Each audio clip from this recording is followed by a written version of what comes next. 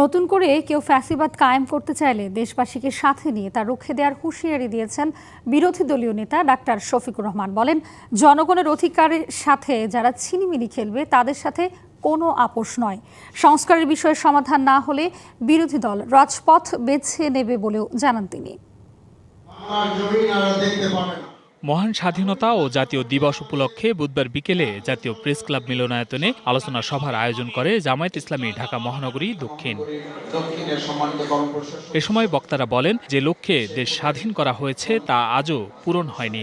আজকে সরকারের মধ্যে এরকম তৈল ঢালার যদি প্রতিযোগিতা তৈরি হয়, ভালো করে মনে রাখতে হবে, জনৈক এক সাংবাদিকের তৈল ঢালার কারণে শেখ হাসিনার পতনের ঘণ্টা বেজে গিয়েছিল। যে লক্ষ্যে বাংলাদেশ স্বাধীন হয়েছিল, যে লক্ষ্যে বাংলাদেশের মানুষ বাংলাদেশ হিসাবে পৃথিবীর মানচিত্রে স্থান করে নিয়েছিল, আজও বাংলাদেশের মানুষের সেই লক্ষ্য অর্জিত হয় নাই।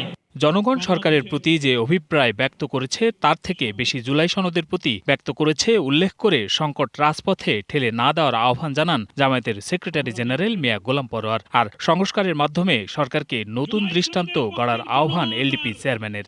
গণভোট হিসাব যদি করেন তাহলে জনগণ কিন্তু আপনাদের দিকে যে অভিপ্রায় ব্যক্ত করেছে তার চেয়ে জুলাই সনদের পক্ষে সর্বোচ্চ অভিপ্রায় ব্যক্ত করেছে।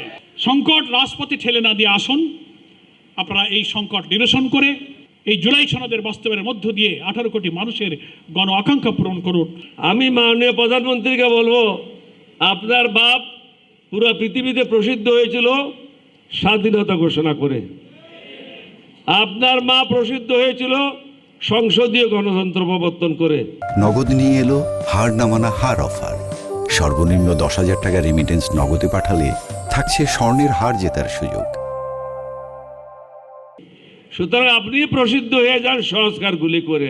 নতুন করে কেউ ফ্যাসিবাদ কায়েম করতে চাইলে দেশবাসীকে সাথে নিয়ে তা রুখে দেওয়ার হুঁশিয়ারি দেন বিরোধী দলীয় নেতা ডাক্তার শফিকুর রহমান।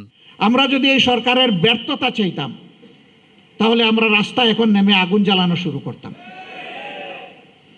আমরা তো সরকারের সফলতা চাই, কিন্তু সরকারই যদি উল্টা পথে হাঁটে আমাদের তো করার কিছু নাই।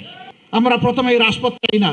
ফ্যাসিবাদ এতদিন আত্মগোপন করে গর্তের মধ্যে ছিল, এখন আবার মাথা তুলতে শুরু করেছে। দেশবাসীকে বলবো, এই ফ্যাসিবাদ নতুন করে কেউ যদি কায়েম করতে চায়, ইনশাআল্লাহ সবগুলো হাত একত্রিত করে আমরা রুখে দেব ইনশাআল্লাহ। দুইবার স্বাধীনতা অর্জন করেও নেতৃত্বের ব্যর্থতা, লোভ ও দুর্নীতির কারণে এই ভূখণ্ডের মানুষ স্বাধীনতার সুফল ভোগ করতে পারেনি বলেও মন্তব্য করেন জামায়াতের আমির। আমি আশা করি জাতি উপকৃত হবে এবং আপনারাও দিশা পাবেন ইনশাআল্লাহ। Hasan Al Mamun, DBC news, Dhaka.